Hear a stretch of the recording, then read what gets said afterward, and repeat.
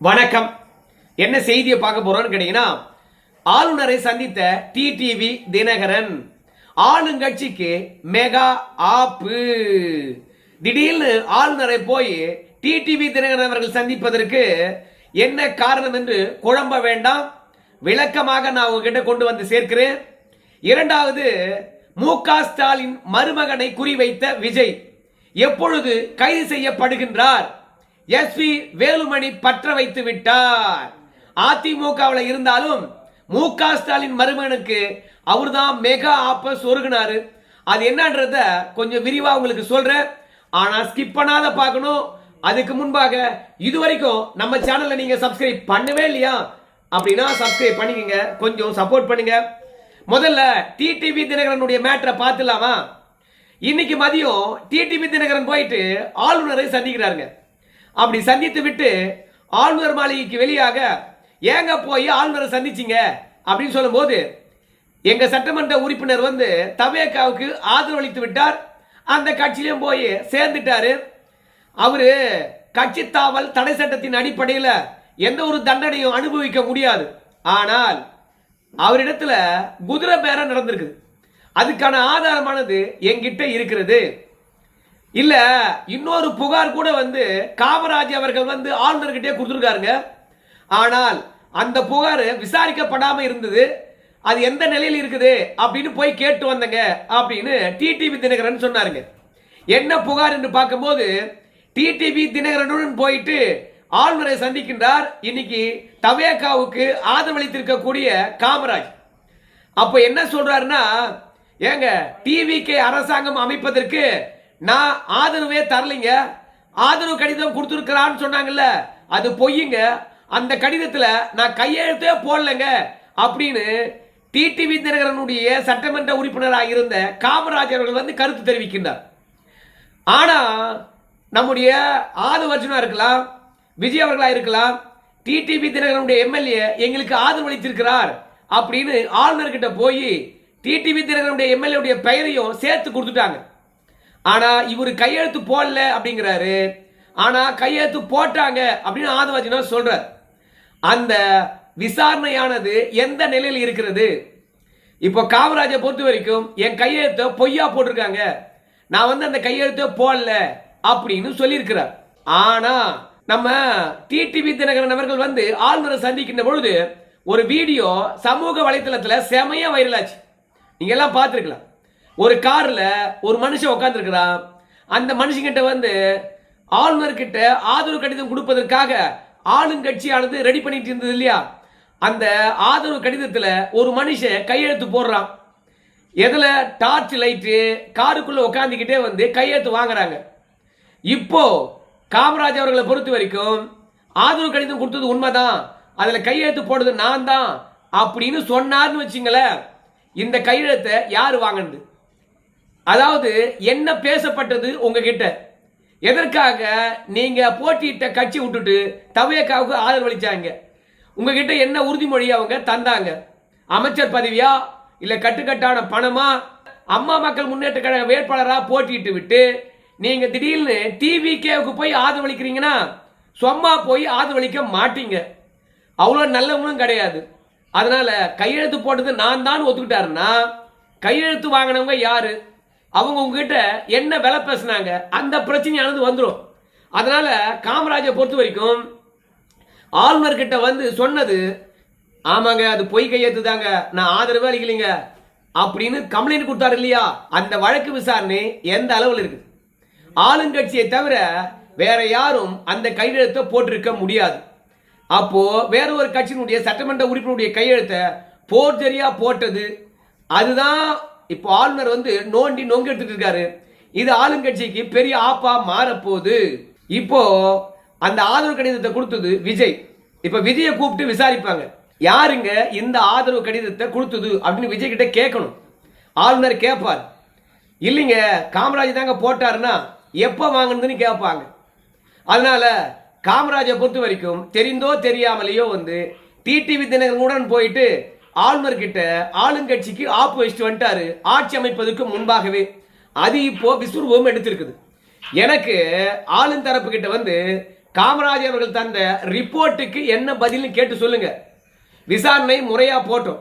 நீங்க விசாரித்து உரிய நடவடிக்கை எடுக்கணும். இல்லைன்னு வச்சுங்களேன், நீதிமன்றத்தை நோக்கி நான் போறேன் அப்படின்னு டிடிவி தினகரன் அவர்கள் வந்து சொல்லியிருக்கின்றார்.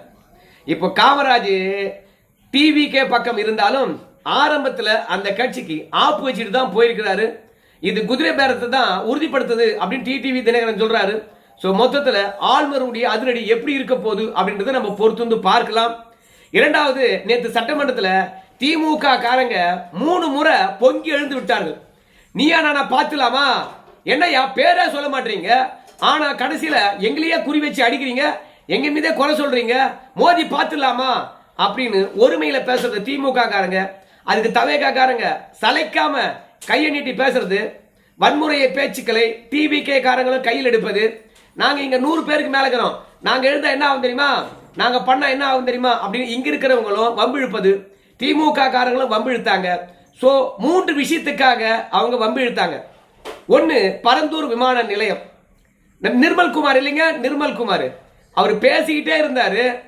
ஆனால் தேவையில்லாம கடைசியில இந்த பரந்தூர் விமான நிலையமானது நாங்க கைவிட்டுட்டுங்க, விவசாயிகளை வஞ்சித்து விட்டு அங்க நிறைய ஏரிகள் இருக்குது, கம்பன் கால்வாய் இருக்குது, இதெல்லாம் சென்னைக்கு குடிநீர் ஆதாரமாக இருப்பது, வெள்ளத்தை தடுக்கக்கூடிய பகுதியா இருக்குது.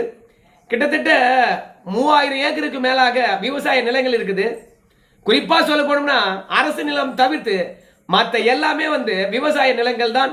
அதனால பரந்தூர் விமான நிலையத்தை நாங்க கைவிட்டுட்டோம் அப்படின்னு சொன்னாங்க. அதாவது சென்னை மீனம்பாக்கத்தில் 3வது முனையம் 5வது முனையம் வேகமாக ரெடி பண்ணப்படும், அதன் மூலமாக வருகின்ற பயணிகளை கையாளலாம். அதே மாதிரி இன்னொரு விமான நிலையம் உருவாக்குவதற்கு விரைவில் இடம் தேடப்படும், அவை உங்களிடத்துல முறையாக அறிவிக்கப்படும். தொழில் வளர்ச்சி முக்கியம், ஏர்போர்ட்டும் முக்கியம். அதற்காக விவசாயிகளுக்கு எங்க முதலமைச்சர் தந்த வாக்குறுதியை மீற முடியாது. அதனால பரந்தூர் விமான நிலையத்தை நாங்க கைவிட்டுட்டோம். திமுக காரங்க வந்து பாத்தீங்கன்னா கோவப்படுவாங்க. ஏன் தெரியுமா, மாப்பிள்ள சார் அந்த இடத்துல இடம் வாங்கி போட்டிருக்காரு G2 மூலமாக அப்படின்னு நிர்மல் குமார் சொல்லிட்டார். அவ்வளவுதான். ஒட்டுமொத்த திமுக கூடாரமும் களத்துல இறங்கி எப்படி சொல்லலாம் அப்படின்னு சொல்லிட்டு வரிஞ்சு கட்டினாங்க.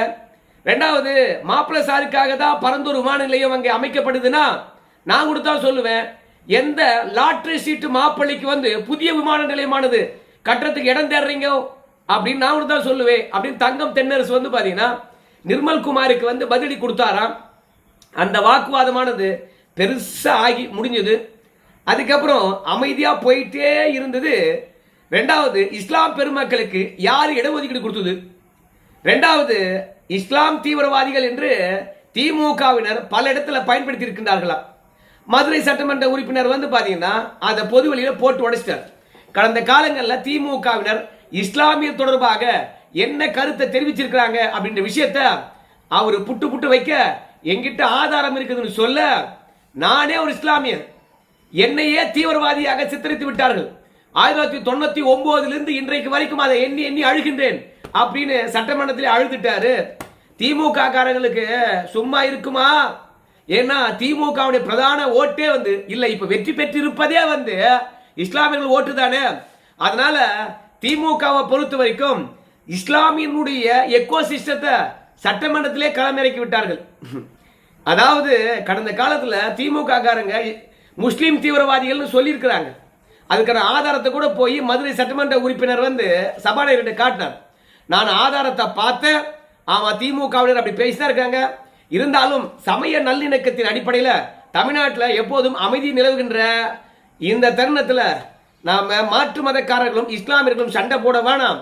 அரசியல் தலைவர்கள் வந்து பாத்தீங்கன்னா இஸ்லாமியர்களை வச்சு அரசியல் செய்ய வேணாம், அதனால வேற விஷயத்துக்கு வந்துருங்க அப்படின்னு மதுரை சட்டமன்ற உறுப்பினரை வந்து பாத்தீங்கன்னா வேற விஷயம் பேசுன்னு சொல்லிட்டு சபாநாயகர் வேற வழிக்கு கொண்டு போயிட்டார்.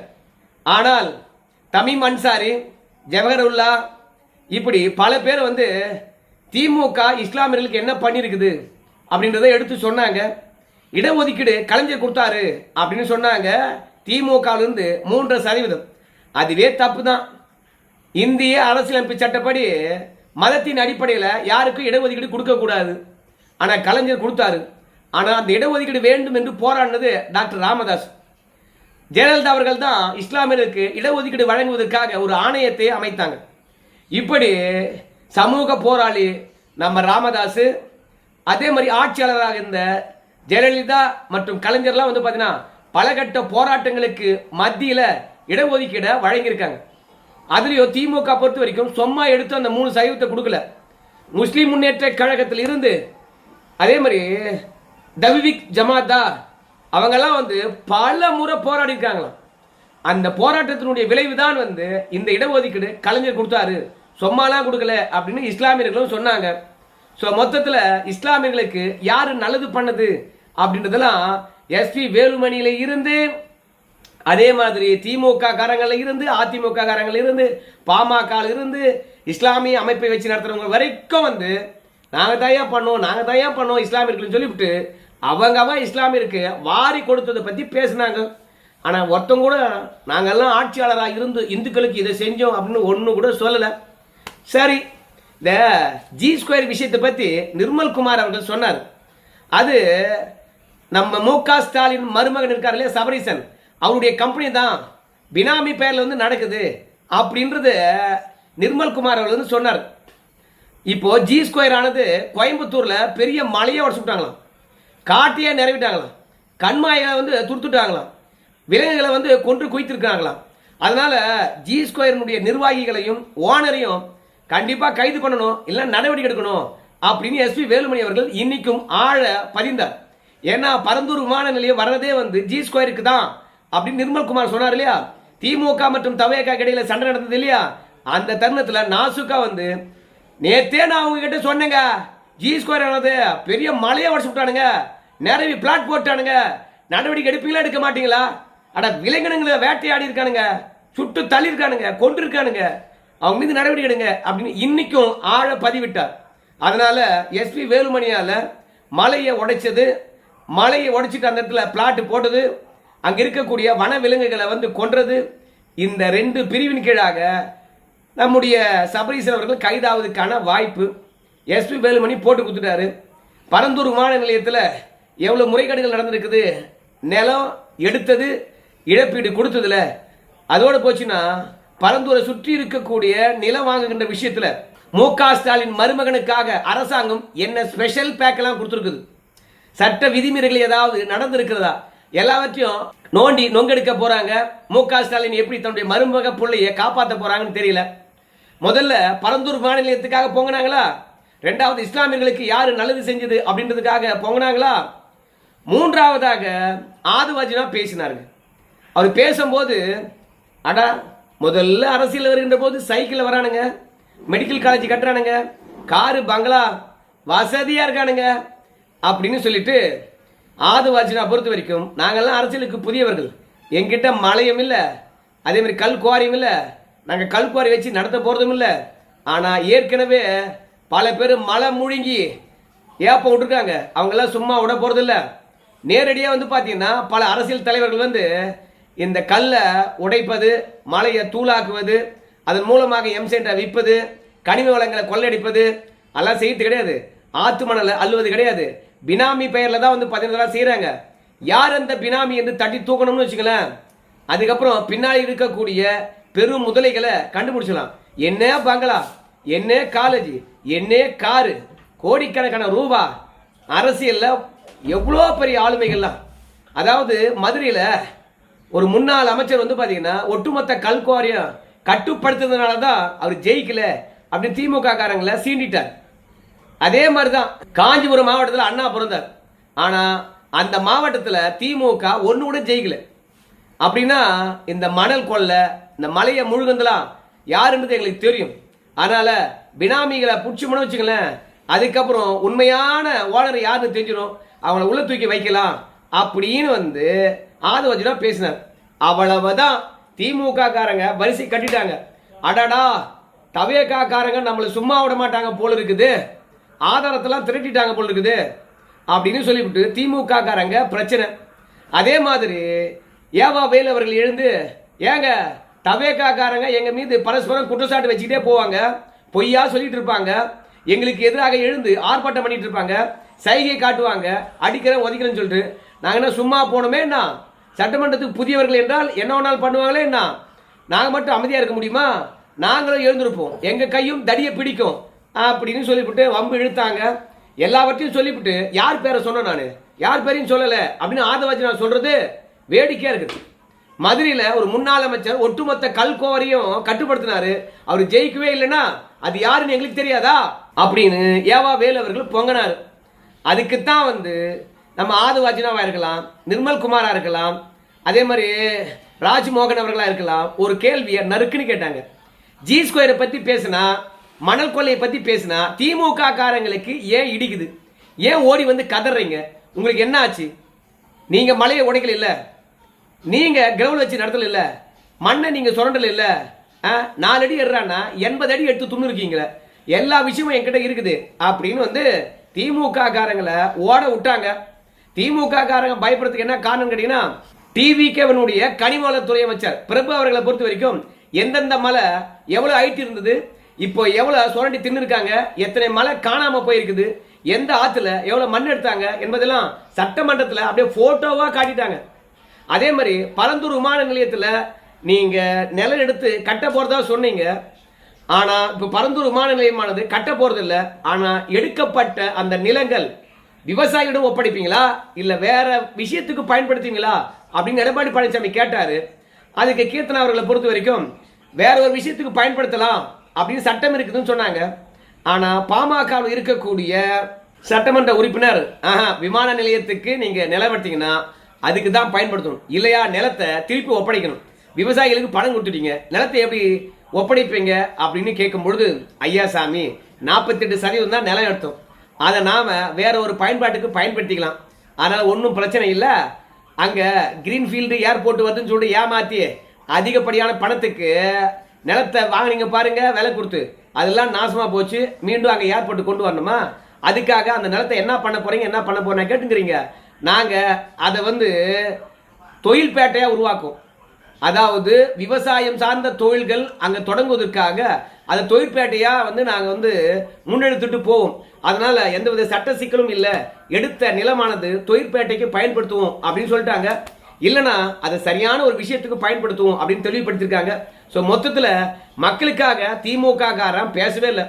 ஒன்று மாப்பிள்ளைக்காக பேசினா, ரெண்டாவது மதத்துக்காக பேசினா, மூன்றாவது தங்களை காப்பாற்றிக் கொள்வதற்காக யாரு மலையை உடைச்சாங்க, யாரு கார் வச்சுங்கிறது, யாரு கல்லூரி வச்சுங்கிறது, யாரு சைக்கிள் வந்தது அப்படின்னு சண்டை போட்டாங்க.